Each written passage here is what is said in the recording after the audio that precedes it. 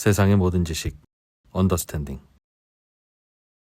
지금의 한국은 45세였다 지금 50세가 됐는데 일본 경제에 대해서 굉장히 모순되는 얘기를 들으시죠. 어디선 예. 막 좋다고 했다가 예. 어디선 나쁘다고 했다가 그래서 제가 어떤 게 좋고 어떤 게 나쁜지를 말씀드리려고 하는데 그거를 좀 비유적으로 한다면은 60세 할아버지인데 굉장히 관리를 잘 하시는 거예요. 그래서 우리가 관리하는 얘기를 들을 때는 잘 나가는 것 같은데 이미 60세라는 것 때문에 기본적으로 약하거든요. 그 얘기를 들을 땐 또 되게 안 나가는 것 같은데 한국은 50세니까 아직은 힘이 있죠. 힘은 있지만은 50세인데 관리가 너무 안 돼가지고 우리는 엉망진창 50세예요.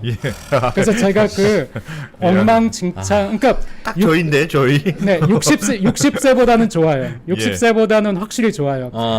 좋아서 저도 그걸 볼 수 있어요. 좋은 거를 볼 수 있지만은 하지만은 엉망진창이니까 한국도 이제 60세가 됐을 때는 일본보다 그 전에 더 관리를 잘해가지고 한 55세 정도에서 노화도 좀 천천히 가고 또 관리도 되고 하면은 또 좋잖아요. 잘 관리된 55세가 되면 좋겠는데 지금은 굉장히 엉망진창 50세. 한국은 네네네. 일본은 관리 잘하는 60세. 네, 관리 잘하는 60세. 어떤 면에서 관리를 그래요. 잘하는 경제가 관리를 잘한다는 건 뭡니까? 네, 제가 보여드리려고 하는데 경제에서 관리를 굉장히 잘한다는 것에 가장 중요한 것은 예를 들어서 이번에 일본의 GDP가 이제 워낙 원화가 싸니까 엔화가 싸니까 엔화가 싸니까 독일에 이어서 세계 3위에서 4위로 내려간다 하는 이제 뉴스를 들으셨죠. 네.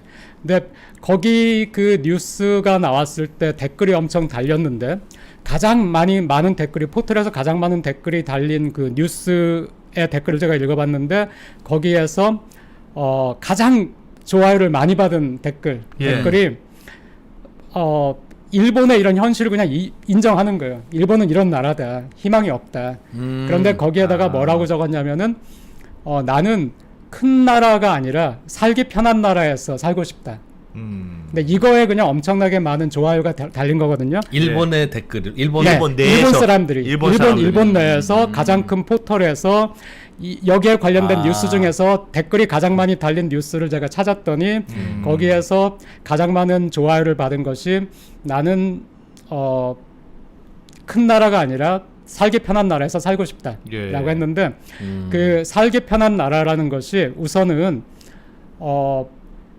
미국에서도 그렇고 어떤 경제 정책을 수립할 때 최근에 가장 열심히 보는 것이 고용이에요. 그래서 우리가 미국의 금리도 막 굉장히 헷갈리는데 많은 사람들이 고용이 악화되면은 더 이상 금리는 올릴 수 없다. 혹은 금리를 내릴 것이다. 이렇게 예측을 하잖아요. 그러니까 고용이 되게 중요하니까 우선은 고용이죠.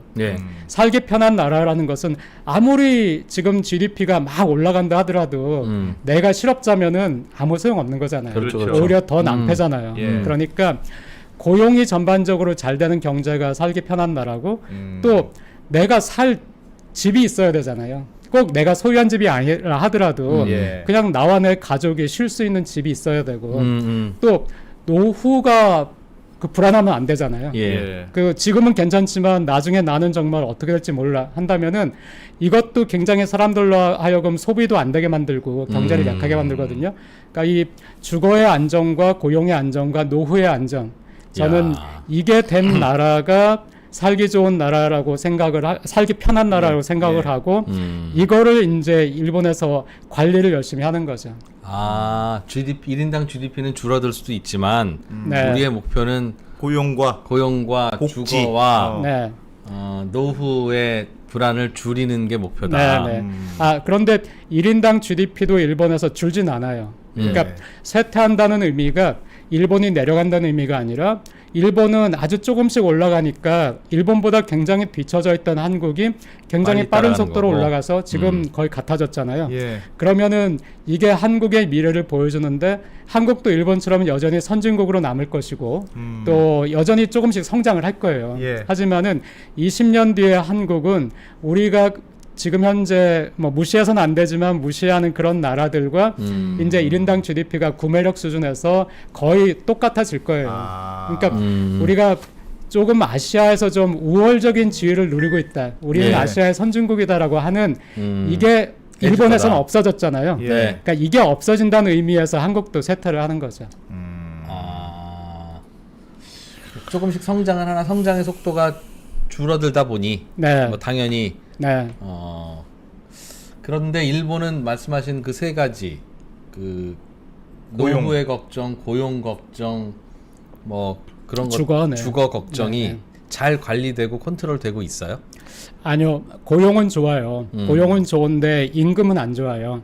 그리고 또 노후는 불안을 어느 정도는 해소했지만 그래도 역시 일본의 그 연금이란 것도 그렇게 좋진 않아요. 예. 그래서 그것도 좀 불안하고 주거는 안정이 돼 있지만 역으로 또 빈집이 막 지방에선 속출하면서 예. 그 도시의 양극화, 도쿄 중심부는 굉장히 오히려 사람이 몰리는데 조금 지방으로 내려가면은 사람이 굉장히 안 오는데 예. 이런 양극화가 진행되면서 그렇게 좋진 않아요. 그렇게 좋진 않지만은 우선 한국보다는 이 세 가지가 더 잘 관리가 되니까 한국도 이 정도까지 우선 일본은 이미 60세가 돼가지고 이 정도 관리가 되고 있는데 한국은 지금 50세니까 이 50세에서 일본 정도 관리를 한다면은 우리는 훨씬 더 나을 것이다 하는 의미에서 지금 관리가 안 되고 있으니까 좀 관리를 해야 된다 이렇게 생각을 그 합니다. 관리는 일본 정부가 관리를 잘하고 있다는 뜻입니까? 일본 전체가요. 일본 전체가 네네네. 일본 정부도 네네. 일본 기업도 네, 일본인들도? 국민도, 어. 일본 노동조합도 어떤 정치의 문제라거나 어떤 정권의 문제라거나 이것이 아닌 것이 생각해 보세요. 출산율이 우리가 뭐 진보 보수 얘기를 많이 하는데 저는 진보 보수도 이렇게 열심히 얘기한다는 게 되게 이상한데 진보 보수 열심히 얘기하는데 출산율이 진보든 보수든 어느 한 정권에서는 출산율이 반등을 했다. 네. 그러면은 의미가 있지만 계속 내려갔잖아요. 네. 그리고 양극화 현상이라든가 소득의 불균형 이것도 계속 나빠졌어요. 네. 그렇다고 해서 우리가 연금이 좋아졌냐? 그것도 아니에요.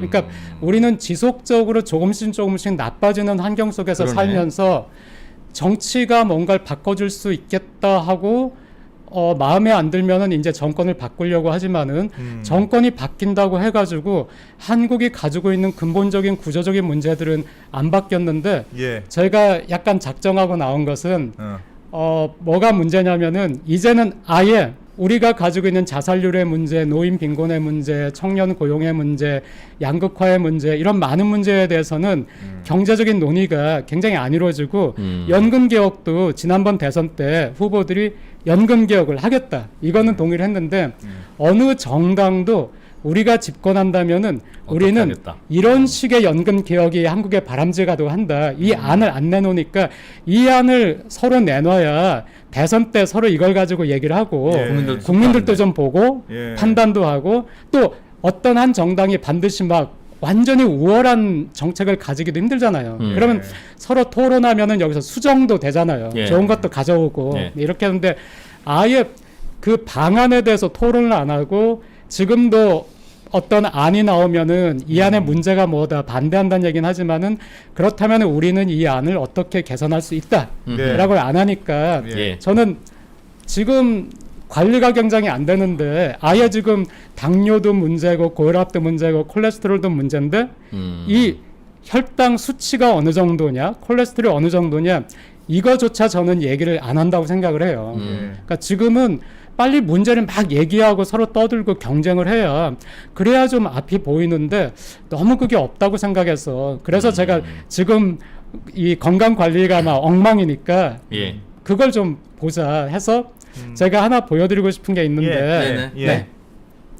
우선은 그 자살률이거든요. 한국의 자살률. 네, 한국의 자살률이 높다는 것은 이제 잘 아세요. 다들 아시는데 이 자살률이 일본보다 높은데 일본을 한번 보세요. 일본이 지금 제가 관리가 되고 있다고 했는데 일본이 보시면은 자살률이 한 번 확 높아진 다음에 이때 97년, 98년인데 이때 일본 기업이 굉장히 많이 도산을 했을 때거든요. 예. 그 유명한 그 야마구치 야마이치 증권이라든가 뭐 그 장기신용은행이라든가 다 이때 도산을 했는데 그때부터 자살률이 굉장히 높았는데 예.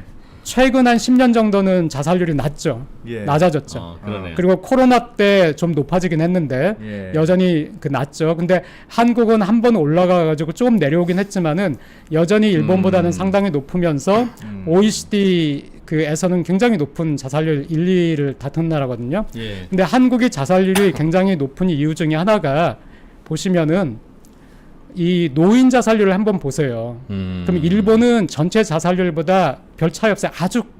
아주 약간 높아요. 예. 그런데 한국은 일본에 비해서 그리고 한국의 평균 자살률에 비해서도 막 엄청 뛰죠. 제가 80세 이상만 보여드렸는데 예. 이게 70세 이상도 이래요. 그러니까 아이고야. 이렇게까지 극단적인 차이는 아니지만 70세 이상도 굉장히 자살률이 많아요. 노인 빼면 한국이나 일본이나 자살률 차이가 크지 않겠군요. 그러니까. 크게 보이지 않아요. 그러니까 노인 문제. 네, 때문에. 다른 연령을 보면은 연령이 점점 올라갈수록 한국과 일본은 점점 차이가 많이 나고요. 예. 다른 연령에서는 좀 젊은 연령에서는 그렇게 큰 차이가 나지 않아요. 그래서 그렇다면 한국의 노인들이 굉장히 어려운 삶을 지금 살고 계신 거예요. 네. 그런데 또 문제는 이 노인들이 굉장히 이 노인의 비중이 크게 빠르게 증가한다는 거 우리가 또 다 알고 있잖아요. 예. 그래서 그걸 보시면은 이제 지금은 2020년 정도죠. 지금 정도가 되고 나서는 일본보다 굉장히 빠른 속도로 70세 이상 그 노인의 비율이 굉장히 빠른 속도로 증가를 해요.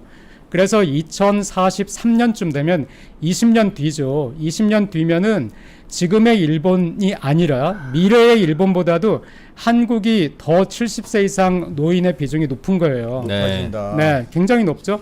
그러면은 그리고 이때도 한국은 노인이 증가하는 비중이 증가하는 속도가 예. 별로 크게 줄지가 않아요. 예. 네, 그러니까 지금 노인들의 삶이 굉장히 힘들다는 걸 우리가 알 수 있는데 앞으로 이 힘든 노인들의 비중이 더 많이 늘어나거든요. 그러니까 지금 우리가 왜 힘들까를 보고 이걸 뭔가를 대책을 좀 세워보지 않는다면은 노인이 더 많아졌을 때 한국은 더 큰 부담을 지게 되잖아요. 네. 이게 이제 노후에 대한 불안이잖아요. 우리가 예. 가지고 있는. 예. 네. 이게 한국의 문제고.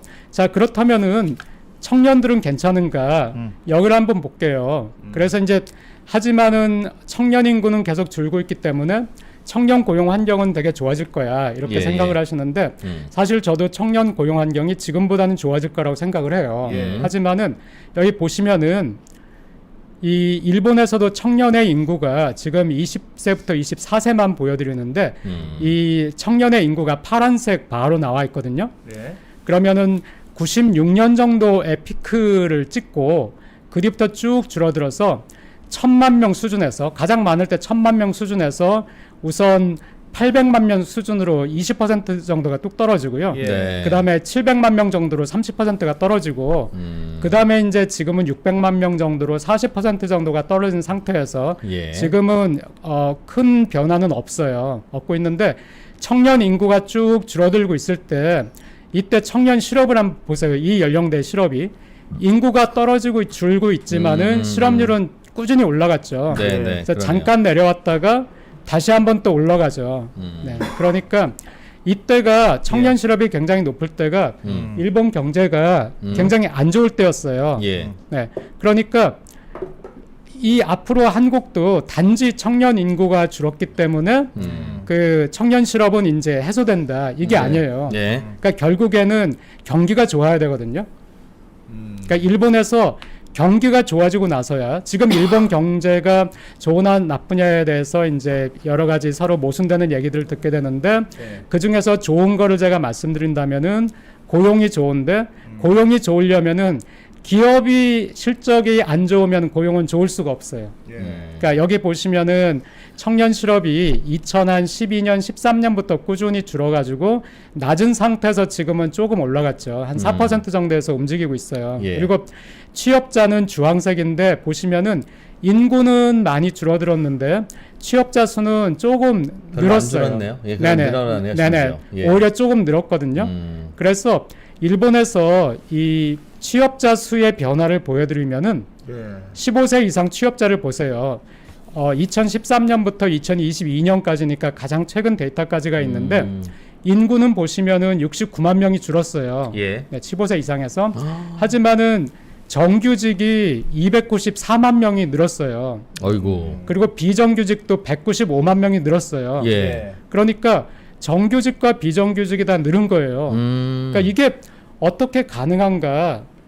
인구는 줄고 있는데 정규직도 늘고 비정규직도 늘고 정규직은 더 많이 늘었어요. 놀던 친구들이 다 취업했다는 뜻이네요. 맞습니다. 네. 그게 궁금합니다. 그러니까 일본은 네. 도대체 어떻게 했길래 네. 노인들도 지금은 우리보다 많잖아요. 네. 그럼에도 불구하고 네. 자살률도 낮고 네. 뭔가 하여튼 저 지표로만 보면 훨씬 네. 나아 보이고 네. 청년들도 마찬가지예요. 네. 청년들도 취업할 취업하고. 자리가 많고 네. 일본은 경제가 그동안 그게 안 좋았다면서 네. 그게 어떻게 가능한 일인가. 네. 네. 이게 제가 2013년부터 2022년까지를 보여드리잖아요. 예. 그러니까 이때 일본에서 변화가 있었던 거예요. 2013년부터 2022년에. 예. 그래서 그 말씀을 드리려고 하는데 정확히 맞추셨어요. 그러니까 취업을 안 하던 사람들이 이제 취업을 한다는 거잖아요. 네. 왜 그러냐면은 일본이 이제 솔직해진 거예요. 솔직히 일본이 현실을 본 거예요. 음. 뭐냐면은 아무리 정부에다가 외치고 정권에다가 요구하고 아무리 해도 일본 정부는 청년에게 줄 실업수당도 부족하고 노인들에게 줄 연금도 부족한 거예요. 예. 예. 일본 정부는 돈이 없는 거예요. 예. 예. 돈이 없으면 어떻게 해야 되나요? 개인이 어떻게든 살아야 되잖아요. 각자 도생. 예. 네. 예. 그러니까 일본 정부도 우리가 돈이 없다 이 얘기는 안 하지만 이제 무조건 사람들 보고 일하라는 거예요, 이제는. 복지 기다리지 말고. 네, 일하라는. 그러니까 단적인 예로 제가 이제 와사다 대학에서 그 월급을 받을 때 수당이란 게 있어가지고 예. 배우자 수당이란 게 있었어요. 네. 그러니까 배우자의 소득이 1년에 얼마 이하면은 제가 배우자를 부양해야 되니까 저한테 월급이 조금 더 나왔어요. 예. 배우자를 부양하라고. 예. 그건 고용주가 줬습니까? 네네네. 이거는. 아, 그것도 묘한 제도네요. 네. 그랬는데 일단 이게 없어졌어요. 제 입장에서는 연봉이 깎인 거예요. 예. 네, 배우자 수당이 없어졌으니까. 예. 그런데 또 정부 입장에서는 역시 그런 배우자가 있으면은 제 그 부양 가족이니까 세액 공제가 있었어요. 예. 네, 부양자 공제, 그 배우자 공제. 그런데 이 배우자 공제도 없애버린 거예요. 저는 임금은 깎였는데 세금은 늘어버렸어요. 그러니까 이제는 전업주부로서 있는 사람을 일본 정부가 케어해 주는 게 하나도 없네요. 네, 그거를 그냥 그렇게 두고 보지 않겠다는 거예요. 무조건 전업주부도 나가 일하라는 거예요. 전업주부가 갖는 인센티브를 그냥 하나도 안 남기고 다 없애버렸어요. 네, 네, 네. 그리고 또 그 노인들에 대해서도 65세까지가 정년이었는데 기업의 실적이 좋아지니까 70세까지 고용 그 유지의 의무를 부과해서 노인이 원한다면은 70세까지는 일을 하라는 거예요. 예. 네. 그런데 이렇게 되면은 기업의 부담은 늘어나잖아요. 그렇겠죠. 근데 기업은 이제 싫어하는데 마침 이런 정책들 노인들도 일하세요. 이제 얘기할 때는 기업의 실적이 좋아진 거예요. 예. 그래서 기업들도 여력이 생겼고 오히려 일손이 부족한 상태가 된 거예요. 그러니까 기업들도 노인들을 고용을 하길 원한 거예요. 하지만은 자 65세까지 일했던 분이 이제 70까지 일을 해야 돼요. 그런데 이분을 이제 65세부터는 정년은 끝났으니까 1년씩 계약직으로 이분을 이제 취업을 시키는 거예요. 예. 그래서 고용은 연장이 되는데 계약직이 되면서부터는 일도 좀 줄어들고 네, 칼퇴근 딱딱 가능하고 좀 일도 과거에 하던 거에 한 60%밖에 안 하고 임금도 한 60% 되고 이렇게 되면은 기업 입장에서는 딱 필요한 자리에 이 사람을 쓰면 좋은데 이 사람을 지금 65세까지 하던 일을 그대로 맡긴다고 한번 해보세요. 그대로 맡긴다. 그대로 맡기면은 임금도 그대로 줘야 되죠. 네. 네. 그러면은 사실은 그게 합당한데 반대로 이런 식으로 60세인 분한테 그대로 일을 맡기면서 연봉도 그대로 주면은 젊은 사람을 뽑을 유인이 줄어드는 거예요. 그렇죠. 네. 예.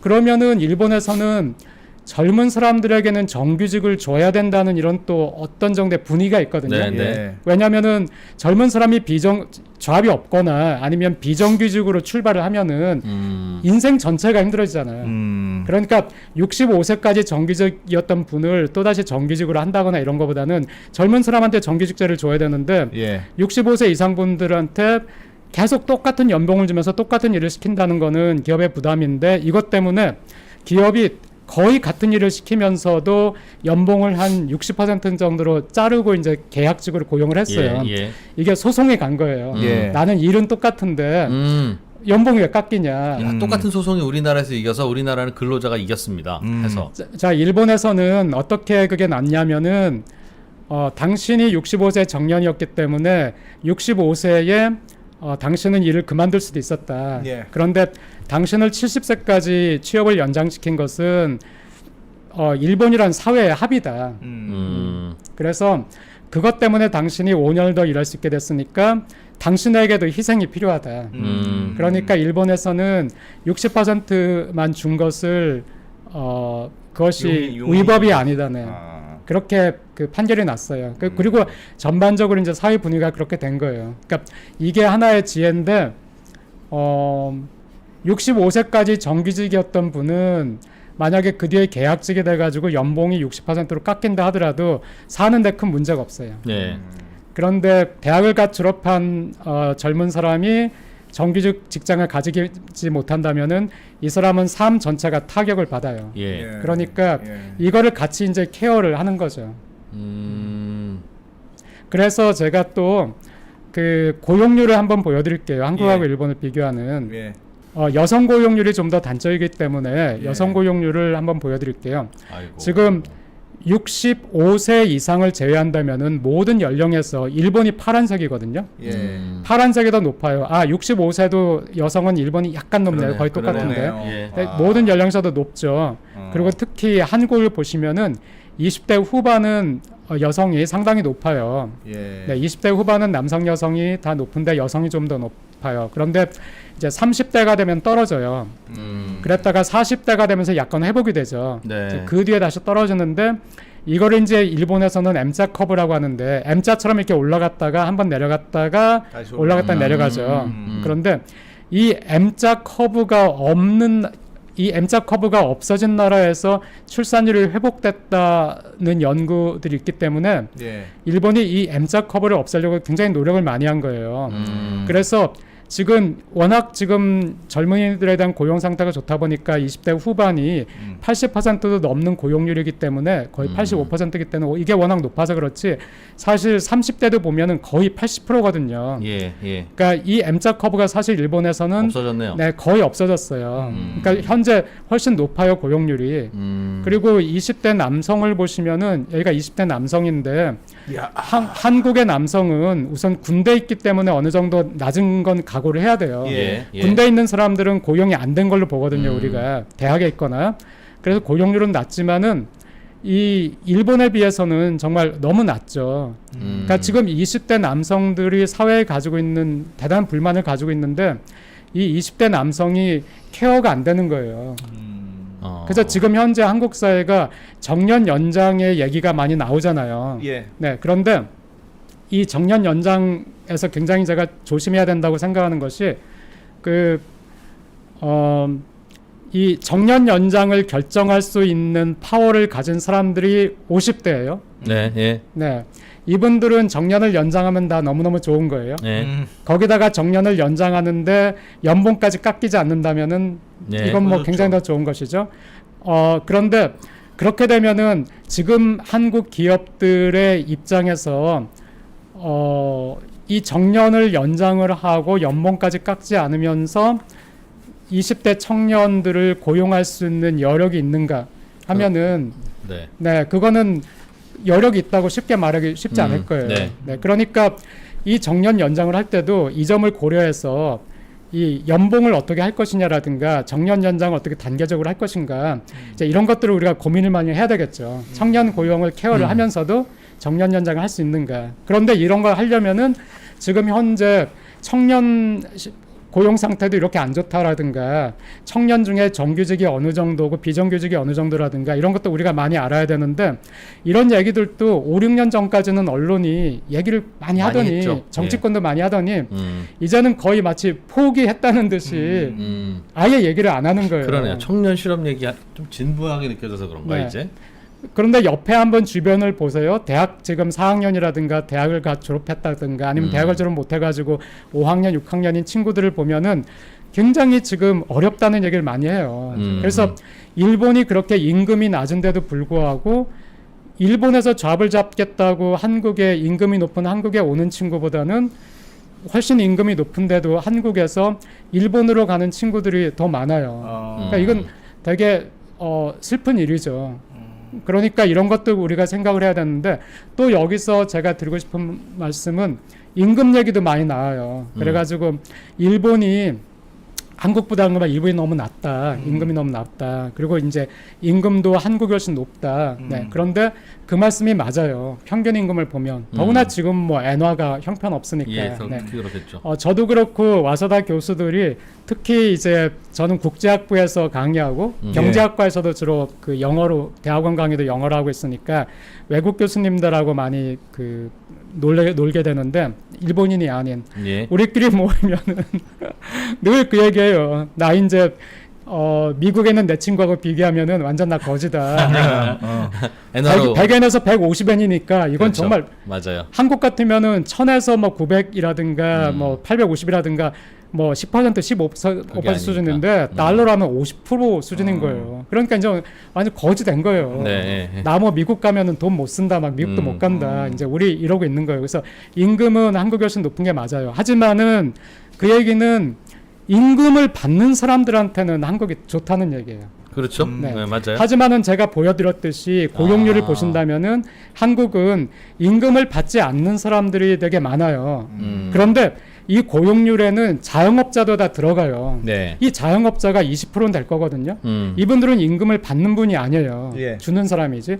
그러니까 이 자영업자까지 뺀다면은 어느 한 연령대에서 임금을 받는 사람들은 뭐 50%도 안 되는 연령대도 많을 거예요. 그러니까 이 50%의 사람만 좋은 거예요. 임금이 높으면은. 네. 그런데 또 한국은 아시지만은 또 임금이 양극화돼 있어가지고 대기업이라든가 공기업이라든가 공무원이라든가 그쪽은 임금이 좋지만은 복지도 좋고 또 이게 중기업 소기업 내려오면은 임금이 또 굉장히 안 좋잖아요. 네. 격차가 많이 발생하잖아요. 그러니까 그 얘기는 지금 현재 한국에서 중기업 소기업에 다니는 분들 아니면 자영업자인 분들은 오히려 굉장히 극심한 그 빈부 격차를 겪고 있다는 얘기거든요. 그렇죠. 예. 그래서 한국이 사실은 슬금 어느 정권에 상관없이 지난 20년간 계속해서 빈부 격차, 임금 격차가 커진 사회예요. 그러니까 이것도 이제 위로 올려가지고 근데 이게 굉장히 어려운 문제잖아요. 대기업은 많이 주는데 이거는 그냥 민간 기업에서 대기업 많이 주고 중소기업 줄 여력이 없으니까 중소기업은 적게 주니까 네. 이거 어떻게 정부가 할 수 없어 보이잖아요. 없는 문제고 이건 자유시장 경제 그 문제인데 하지만은 제가 중소기업 분들 만나서 얘기를 들어보고 하면은 이제 대기업에서 어떤 납품 같은 걸 하게 되잖아요. 아니면 대기업의 뭐 서비스를 맡는다든가 저는 우리 집에 무슨 가전제품이 고장나서 서비스를 부를 때 그분이 그 가전제품을 만든 대기업의 직원인 줄 알았어요.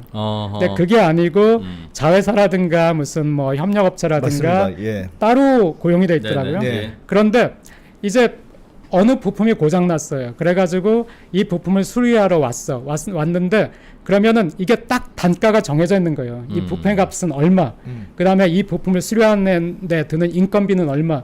그런데 대기업에 있는 분들의 임금이 오르는 거에 비해서 이 단가, 이 수리하는 분들의 이 받는 그 임금의 단가라는 것은 너무너무 안 오르는 거예요.